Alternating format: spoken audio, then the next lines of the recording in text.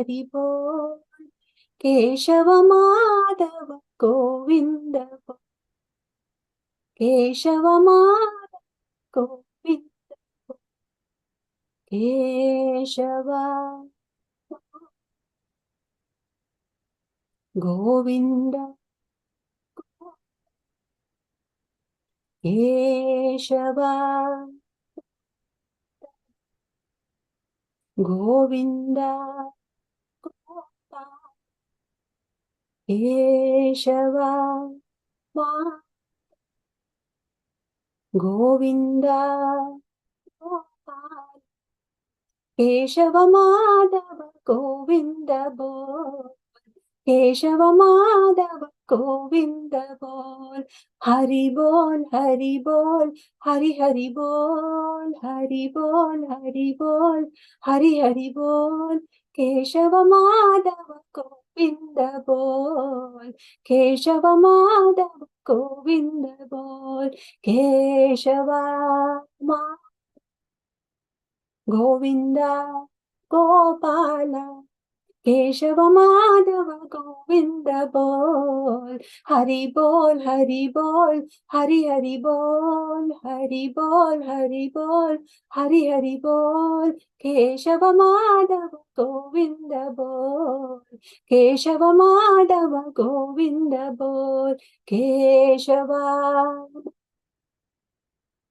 गोविंद गोपाल केशव माधव गोविंद गोपाल केशव माधव गोविंद गोपाल केशव माधव गोविंद गोपाल केशव माधव गोविंद बोल केशव माधव गोविंद बोल हरि बोल हरि बोल हरि हरि बोल हरि बोल हरि बोल हरि हरि बोल केशव माधव गोविंद बोल केशव माधव गोविंद बोल Keshav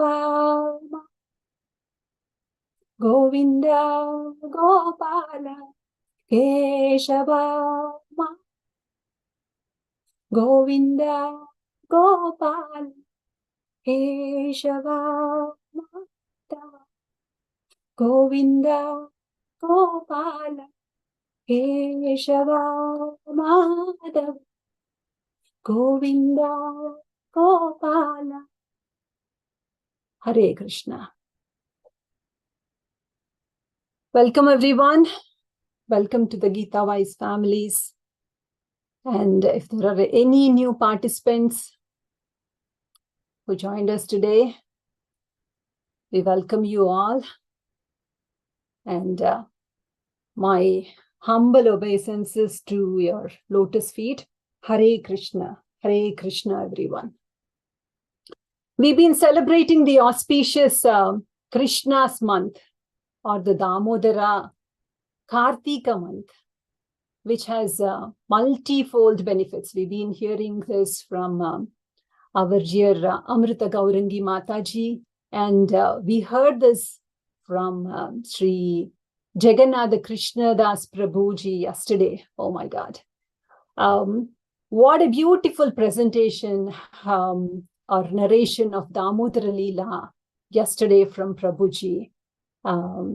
As he rightly said, let's all encash the genuine sale that he was talking about, right, yesterday. We should all focus intensely through our efforts. And, we have to please our Lord Krishna to get his mercy and grace upon all of us so that we all can be successful.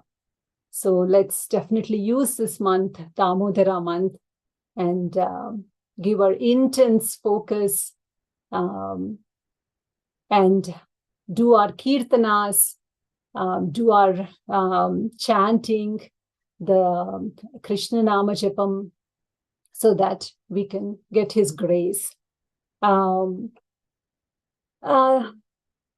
We also heard from Prabhuji yesterday that the importance of the Damodara Ashtakam. Damodara Ashtakam, as we heard from Arunaji, it's from the Padma Puranam, and it is written in Sanskritam or Sanskrit, and it is beautifully sung by Satyavrata Muni, and it was presented to Narada Maharshi. And today we have Prajit Eskala. Is that Prajit? Are you here to sing the Damodara Arati for all of us? Yes, I'm right here. Very good. Thank you so much. Welcome to Prajit's parents, family. And Prajit, please introduce yourself to all of us, and please sing the Arati. Parents, please offer the ghee lamp, and let's all sing the Arati while we are on mute. Prajit, please take away. Hello, my name is Prajit, and I am in the middle school group in Bhagavad Gita. I go to Lakeside Middle School.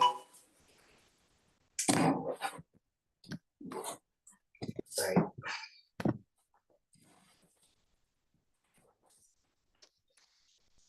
And which Sunday class do you attend, Amma, Prajit? Oh, I attend the Saturday class. Saturday class, okay. And your teacher, Nana? Oh, it's Aruna Mataji and Jagannath Prabhu. Okay, very nice. Okay. Namamishwaram Sachitanandarupam Lasat Kundalam Gokule Vrajamanam Yashoda Biyolukalatavamanam Paramrishtamatyantato Dritya Gopya Rudantamuhurnetra Yugma Mrijantam Karamboja Yugmena Satanka Netram Muhu Swasakam Patri Rekanka Kanta Stita Graivam Damodaram Bhakti Vadam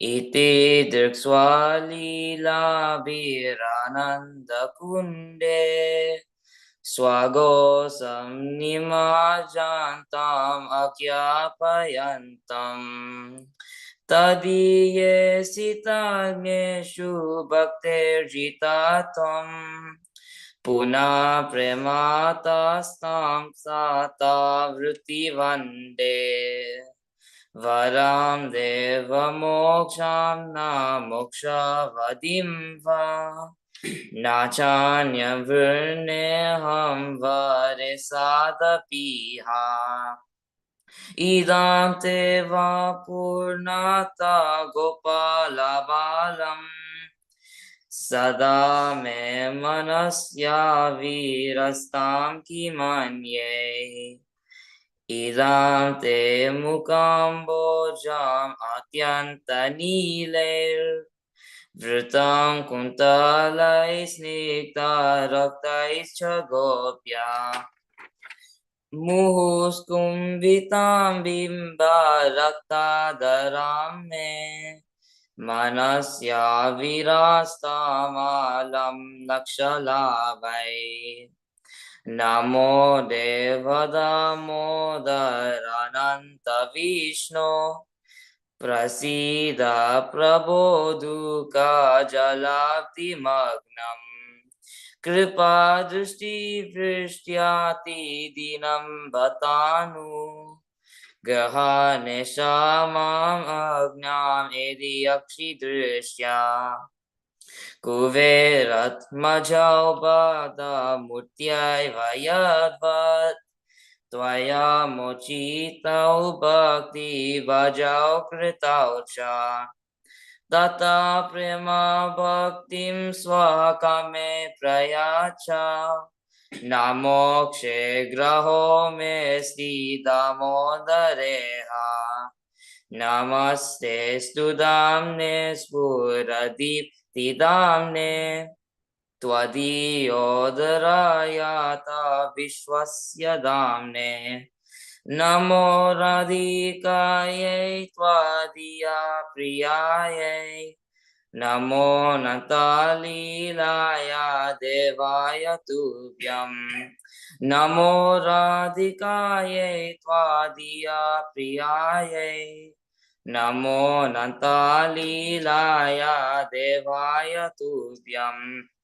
Hare Krishna, Hare Krishna, Krishna Krishna, Hare Hare, Hare Rama, Hare Rama, Rama Rama, Hare Hare, Hare Krishna, Hare Krishna, Krishna Krishna, Hare Hare, Hare Rama, Hare Rama, Rama Rama, Hare Hare. Hare Krishna. Thank you so much, Prajit. It was very beautiful, very, very beautiful. Thank you so much. Thank you so much for the Escala family too. Moving on, Damodara Leela. There is so much to learn through these Leelas or the pastimes of Krishna. We learned yesterday that meditating upon the Leela throughout this month of Damodara Kartika, again and again, it gives us consciousness, and this will lead us to the Krishna consciousness. So let's all make every effort to take the advantage of this Krishna Damodara month and put in more efforts to increase our faith and increase our samskara. We learned the word samskara, the meaning of samskara from Prabhuji yesterday. Doing spontaneously, or naturally, effortlessly. And Prabhuji also explained through samskara, we will get to do more bhakti. So let's learn more leelas. I mean, let's meditate upon these leelas throughout this month and take advantage. Amrita Gaurangi Mataji, please take us into another leela for us today. Hare Krishna. Thank you, Bhavani. Welcome, everyone. Thank you all for joining. As we all have been emphasizing from day one, this is the most auspicious month. I think we have repeated it several times, but nothing wrong in saying it again and again, because anything that is important is repeated by teachers in the class and by acharyas and scriptures. We are all considered to be very fortunate and very intelligent too. Why? Because if there is some valuable item that is very, very valuable, very, very difficult to attain, and very important for us, if that is available and if we are trying to get it, generally anything that is valuable, anything that is very important is hard to seek, right? It needs a lot of endeavor. Maybe it needs a lot of money. It might need us spending a lot of time, a lot of energy, isn't it? That's our experience in this material world, right? The most coveted thing, be it our possessions, things, titles, whatever, they all are not easy to get. But even more important than all of those is to be able to attain the love of God and the Krishna Prema. And that most coveted one, which might not seem like coveted for all of us right now, but that is the fact, because Shastras, Acharyas have told, and it is the fact that attaining Krishna and being able to live in Krishna consciousness is the topmost position that anyone can desire. And if that topmost position is easily achievable through simple austerities, simple things that we can do in this month, and if we have assembled to encash. I don't know if that is the right word, appropriate word, because that sounds more like a materialistic word when I say encash. But when we all get together to avail that opportunity, then we are definitely the most intelligent people. So coming to the Leelas, I'm not going to go to any specific Leela, but I'm going to go to the philosophy or some nice examples, to little stories where we understand how it is important to engage our senses that are the gateways to our mind, right? Whatever we acquire through our senses, whether whatever we see, whatever we hear, whatever we taste, and whatever we experience are the ones that are gateway. These are the gateways to our mind. And from the mind, we develop our desires and the thoughts and all. So it's very important that we engage our senses in the positive and the most beneficial way, right? And one of the most important senses among all the senses, what is it? Can you all guess? Or can you all tell me based on what we did in last year Damodar Daily Delights? First of all, how many senses do we have? And out of those senses, which is the most, of course, all senses are important. I'm not saying that one sense, if one sense is not there, it's okay. No, but among those also, one sense is the one which can be used at most for spiritual advancement. What is that? Yes, Badri. Hearing. Hearing, the sense of hearing. It's very, very important. We all hear to several sound vibrations from the time we wake up till the time we go to bed. But there is a choice for us to choose which type of sounds we hear or we listen. Yes or no? At least the most of the times, right? The music that we choose, the channels that we watch, and the sounds and the news that we use, all that is in our control. So in this month, it is recommended that we hear and we read the scriptures, especially Bhagavad Gita and Bhagavatam, which are the Bhagavad Gita is the basic and the most important essential scripture for all of us. Then that's the reason through Gita wise classes, whether it is kids classes, through ladies classes, or through men's class. Again, I want to reiterate and let all the people who are here, who might not be aware, who are first timers or new to the Gita wise Daily Delights, we not only organize children's classes from kindergarten to high school, 12th grade, but we also have classes for men and women. The reason we have separate classes for men and women is because we know most of you all have young kids, small kids, whom you have to probably be taking care. So we want you to have focused attention while you're attending this classes. That's why we separated, so that mom can take care when the father is attending and father can take care when the mom is attending. So we do have classes for men and women. So please do reach out to us if you are inspired and interested. So one of the scriptures is Bhagavad Gita, and listening, reading, and trying to contemplate on the messages of Bhagavad Gita is not what we can do. 12th chapter of Bhagavad Gita is called Bhakti Yoga, and it has 20 verses. If you all are inspired, maybe you all should challenge yourself to why not learn the verses of chapter 12 of Bhagavad Gita.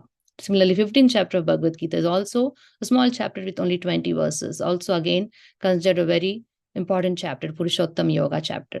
So like this, we can read Bhagavad Gita and then also read Srimad Bhagavatam, the narrations, the stories of Krishna, Vaivy Krishna pastimes, and engage our sense of hearing. And of course, the sense of our tongue, which is used for speaking. And what else does the tongue do? It does only speaking, or what else does the tongue do? Yes, Nandan.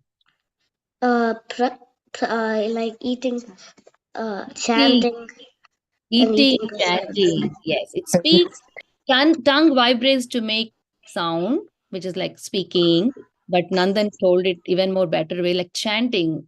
I mean, that's so nice, right? Tongue is used for chanting, as opposed to me saying that it's speaking, but he's saying chanting, which is a very highest way of engaging the tongue, right? And then we also eat food with our tongue. We also taste food with our tongue. The best way of engaging our tongue, of course, all the time, but start the practice in this month of Damodar by using it for tasting food that is offered to Krishna, and also for chanting.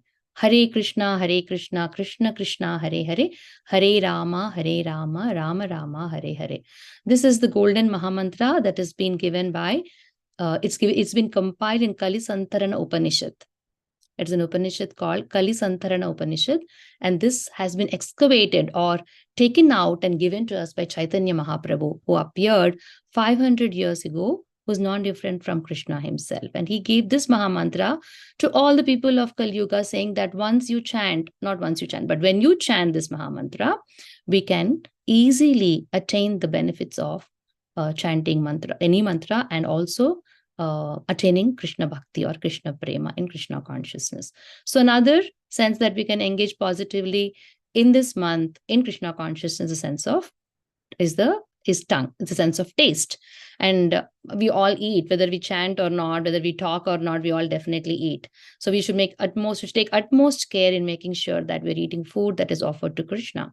In chapter 3, Karma Yoga, Krishna says that one who eats food that is not offered to him is verily eating sin. That means if we do not offer food to Krishna and eat, we are in fact incurring more and more karma. But we offer the food to Krishna and eat, it becomes prashadam. And when we eat prashadam, we are actually purifying. So in this way, we try to engage the sense of tongue and hearing positively in Krishna consciousness. So now how did Krishna appear? What is the story behind and what was the reason behind Krishna appearing? So towards the beginning of Dwapar Yuga, what happened? There were a lot of demons that were doing all unrighteous things on this planet Earth. And whenever a lot of demons and unrighteous things happen, Mother Earth is very troubled, right? So when Mother Earth was very troubled, Mother Earth went to Lord Brahma, the supreme living entity on this material planet, went and expressed all her woes and distresses to Lord Brahma, saying that I'm unable to bear the torture with all the demoniac people and the unrighteousness things that are happening. So can you please save me? I'm literally not able to tolerate. Then Lord Brahma, along with all the other demigods, goes to the Milky Ocean where Lord Vishnu was lying. And then through prayers, so whenever the Lord Brahma and the demigods reach Lord Krishna or Vishnu, they don't directly ask, oh, we need this, can you give us? No, they offer prayers, sequence and series of beautiful prayers, all which are glorifying Lord Krishna, Lord Vishnu. They're glorifying and talking about all the great deeds he did in the past, different yugas, different avatars, and all his great qualities, also describing his beautiful form. So in that way, they glorify Lord Krishna. And then Krishna understood the purpose of Lord Brahma and the other demigods coming there. So he said, don't worry, I'm going to descend to the earthly planet very soon. And when Krishna said that, it was an indication to all the demigods that they have to first go and prep the earth for Krishna to descend. It's like if President of the United States is going to visit Georgia or Atlanta, it's going to be really welcoming thing for him, right? It's not like he's going to come casually. The city preps themselves to welcome the president. Similarly, when Lord Krishna said, I'm going to descend, all the demigods and devatas appeared in the dynasties, in two dynasties. One is the Vrishni dynasty, which is the dynasty of Vasudeva and Devaki, and in Yadu dynasty, which is the dynasty of Yashoda and Nanda Maharaj. So they appear as different demigods in these two dynasties. Why? Krishna was going to appear in one dynasty and later we're going to be moved into the family of Yashoda and Nanda Maharaj. And then Krishna, he says in Bhagavad Gita chapter 4, verse 6 or 7, paritranaya sadhanam, verse 7, isn't it? Or 8? 8, right, Sanvita? Yes. Chapter 4, verse 8, what does Krishna say? Paritranaya sadhunam vinashaya chadushkritam dharma samsthapanarthaya sambhavami yuge yuge. So Krishna says, I descend whenever and wherever there are my devotees. First he says paritranaya sadhunam, meaning I come to exchange the mellow or the rasa of bhakti with my devotees. The first reason that Krishna comes is to protect and enjoy the rasa of the devotional mellow with his devotees. And then as another side task, it's not the main task, but the side task is to destroy and annihilate those miscreants or those demoniac people, those bad people who are unrighteous. And then he comes, paritranaya sadhuna vinashaya chadushkritam dharma samsthapanarthaya. That means he comes to establish righteousness. That means, what is righteousness? Righteousness means, for us, at least for the for the age and for the stage that we are, is value-based living. Righteousness is that. There is a saying in Sanskrit which says, Dharmo rakshati rakshitaha. If you live a value-based life, then those values will be protecting us. Your righteous life, the righteousness with which we live, is the ultimate protector for every one of us. If we break the rule, if we don't follow a righteous life, then nobody can protect us, because Krishna and righteousness are non-different. If we live a righteous life, then in fact, we are living in close proximity with Krishna. Right? So that's how Krishna says that when he comes, he establishes righteousness, and also, first of all, to protect his devotees, to enjoy the various relationships with the various mellows that he has. Like when he comes, first as Krishna is moved to Gokul, and there in Gokul, he spends so many, up to 8 years he spends in Vrindavan with all the beautiful pastimes of enjoying with the cowherd men, cowherd boys, the gopas, the gopis, the monkeys, the crows, the cows, the calves, all those relationships he enjoys thoroughly. And then he goes to Dwaraka to take on the next part of his Leela. Right? So there was been this great, in coming to the engagement of senses positively, there was one great poet called Surdas. I know most of y'all have heard, at least your parents might have heard of this poet. He was a blind poet, but he was a great devotee of the Lord. Okay, so with having the senses of seeing God, when we go to temple, right? How much do we really use our senses of seeing to watch Krishna closely, to take his darshan closely, right? Starting from the feet, you go all the way up and then take the darshan of Krishna. And try to observe him so closely that the murti of Krishna, the deity form of Krishna, gets installed in our heart. That's the extent to which we have to devote our senses of seeing when we go to the temple. So Surdas was a blind devotee of the Lord, but he would compose songs every day, would come to the temple, and every day he would compose a song based on the color of the deity dress. So the people in the temple would wonder, how is he able to see the color when he's blind? Isn't it natural that somebody is blind, they should not be able to see, right? But he's able to correctly, if he's wearing a green outfit, then he's saying, oh, Krishna, you're looking so beautiful in today's green outfit with whatever design and all. So the priests and the people in the temple were surprised. They're thinking, no, somebody must be giving him information before he comes to the temple about his outfit. So that day they thought, okay, we're going to do something change in the regular routine that we do. So that day when the curtain opens, the deity was not dressed. The deity did not have any external cloth, a thread outfit that we see. He was just dressed in flowers. And then Surdas starts singing, oh Krishna, how beautiful you are looking, even though you're not dressed with garments. And then that's how the priests and the other people in the temple realize that though we all have eyes to see, we are not able to see real Krishna here. But Surdas, he does not have eyes, but he is able to see Krishna, because that devotion, it is that devotion that is more important. So for us, what is the message from this little story is, we have to engage our senses thoroughly and use them for Krishna consciousness. There are so many creative ways of using our senses for Krishna consciousness. Our eyes we can use for Krishna consciousness by, you can draw, you can paint. And that's the reason we have introduced that contest of drawing and painting based on Damodara pastime for all of you here. How many of you have even registered? I forget to remind you all. You all please register. Very nice. I see hands going up. Good job, kiddos. So you all have to engage the sense of seeing and engage the art of your drawing, right? It doesn't matter even if you're not a good drawer or not a good painter, but just think that I'm going to do it for Krishna. I don't mind even if it doesn't come out good, even if I'm not sure if it's going to come good, but just sit down with the resolve that I'm going to draw something for Krishna, just for the sake of Krishna, just for the sake of Damodar, and see how beautiful it'll come out. Because Krishna says in Bhagavad Gita, I am the intelligence of the intelligent.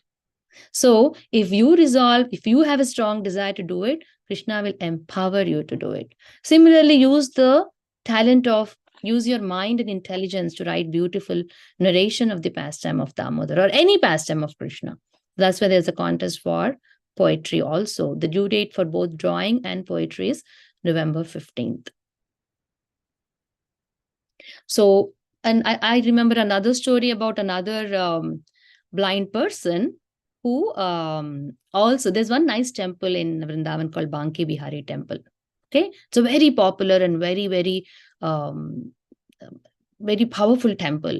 So the tradition in the temple is the temple curtain gets closed like every second. It gets closed and it opens every second. The reason, the narration behind why the curtains are closed is because when true devotees come to take darshan of Banki Bihari, the deity is so pleased that the deity walks away with the devotee. So to prevent the deity from walking away with the devotee, they keep closing the curtain and then opening it so that the Krishna doesn't get mesmerized with the beautiful eyes of the devotees, right? So that's the thing they tell about Banki Bihari temple. So there was one blind devotee who would come meticulously every day to have darshan of Banki Bihari. So people are wondering, and Banki Bihari temple is very crowded. It's very, very crowded. It's very hard to get darshan because of the fact that they keep closing and opening the curtain. And also on top of it, there's a lot of crowd in that very popular temple. So this man, though he's blind, he's coming in the line, he's pushing among the people and he's trying to go in the front. And there were a group of young people. So they asked him, we all are struggling here to go and have darshan and you don't even have eyes. So what are you trying to do? Then what this blind person says is such a, what you call, a pleasing answer. What he says is that I am maybe blind and I may not be able to see Krishna. But if I go stand in the line and go forward and present myself, Krishna will see me, right? And that's why I'm struggling to go and be there in the temple. See, that is the mood with which he was going, unlike us who are thinking only about our senses. And this person, this devotee, is thinking from Krishna's perspective. He wants to be seen by Krishna. How many of us really go with that desire that we want to be seen by Krishna or that by the temple deities when we visit temple? Right? We don't actually think that there is real Murti there. We just do it as a formality. But if we really think that Krishna is there, that really Krishna is in the deity, then only we will get this psychology where we're thinking that we're going to the temple for Krishna to see me. Isn't it so? So we all have to cultivate that mood and that type of consciousness where we do things as if Krishna is seeing us. As if Krishna is seeing us. And if we are constantly conscious that Krishna is with us all the time, then there are three things that will happen. One thing is we will never be fearful because we have a Supreme Personality of Godhead with us. Why will we be fearful if Krishna is with us? The second thing is we will never make mistakes. Even if we want to sometimes maybe cheat, sometimes do something silly and wrong, we will not do it because Krishna is watching us. And the third thing is, if we have remembered and if we have been so conscious that Krishna is there, Krishna will become conscious of us. Only when we believe Krishna is in the deity, Krishna will be present there. There's another story in Vrindavan where an old woman, she had a Laddu Gopal deity. Okay, I'll finish in 2 minutes. A Laddu Gopal deity. And once she was going out for a few days, traveling to some other place, and she told her daughter-in-law, please take care of my deity very well. The daughter-in-law said, okay, I will take care. So daughter-in-law, while she was taking care, one day she was giving shower, abhishek to the deity, and it slipped off and fell down. Then she immediately took it back and she saw nothing was wrong and she put it back. And then after mother-in-law came back, she asked, oh, how did you take care of my Kana? Did you do a good job? Then she said, yes, I did do good. He's doing good. Then she asked the next day too. Then the daughter-in-law is guilty and she says, oh, I'm so sorry. One day Kana slipped off my hand. So I'm sorry. Then the mother-in-law is like, really? That's what I was sensing. You did something happened to my Kana. Now go and call the doctor immediately. Then the daughter-in-law is thinking, are you serious? Why you're asking me to call the doctor? She says, yes, I'm serious. Go call the doctor. Then the daughter-in-law goes and tells her husband, and the husband is like, no, I have to do it because if my mom says something, we have to do it because she believes in it so much. So let's go ask some doctor. They go and ask some doctors, and the doctors look at him and say, are you serious? You're asking me to come check on your DT? No, we have better things to do. We have to look at our patients. We're not coming. Finally, one doctor, they convince and they bring him. And after the doctor comes and he checks the DT, he doesn't really check. He just pretends like he checked. And he says, everything is fine with your DT. Don't worry. Then the mother-in-law says, are you sure? Are you really a doctor? She asks. And he says, of course I'm a doctor. What do you mean? No. Then take out your stethoscope and first check my kana. Then to please her, he takes out his stethoscope. And when he puts the stethoscope at the kana's chest area, he hears the heartbeat. He hears the heartbeat and he falls. He faints then and there. And what is all this? It is the manifestation of the true belief that this mother-in-law had. And that is the power of faith and belief. If we believe that Krishna is in the deity, if we believe that Krishna is in the picture that I am worshipping, if we believe that Krishna is constantly around me, with me, then that is a reciprocation that we can get. So what are the 3 advantages of remembering Krishna all the time? First thing is we become fearless. He gives us abhaya, right? Then we become, what is the next one I told? We never make mistakes. We become sinless, anagha. Anagha means sinless. And then the third one is we will be so blessed because of our consciousness of Krishna, Krishna becomes conscious of us. And that is the ultimate goal, right? Krishna becoming conscious of us too. Right? So those are the 3 benefits. So I want to stop here because it already passed the time. Again, gentle reminder, please register for, I hope all of you are doing the daily bingo challenge too. And then, of course, many of you are joining the daily delights. Then we have the poetry and Damodara drawing contest. Please share Damodara Daily Delights program with all your friends. This is open to anyone and everyone outside of Gita Wise classes too. Okay, thank you very much. Bhavani, on to you. Take it over, please. Thank you so much. Hare Krishna, Krishna Krishna, Hare Hare, Hare Rama, Rama Rama, Hare Hare. Hare Krishna, Krishna Krishna, Hare Hare, Hare Rama, Rama Rama, Hare Hare. Hare Krishna, Krishna Krishna, Hare Hare, Hare Rama, Rama Rama, Hare Hare. Hare Krishna, everyone. Sorry, we're a little bit late today, but a very powerful message from Aruna. Thank you so much. Hare Krishna. Hare Krishna. Hare Krishna. Hare Krishna. Hare Krishna. Hare Krishna. Hare Krishna. Hare Krishna. Hare Krishna.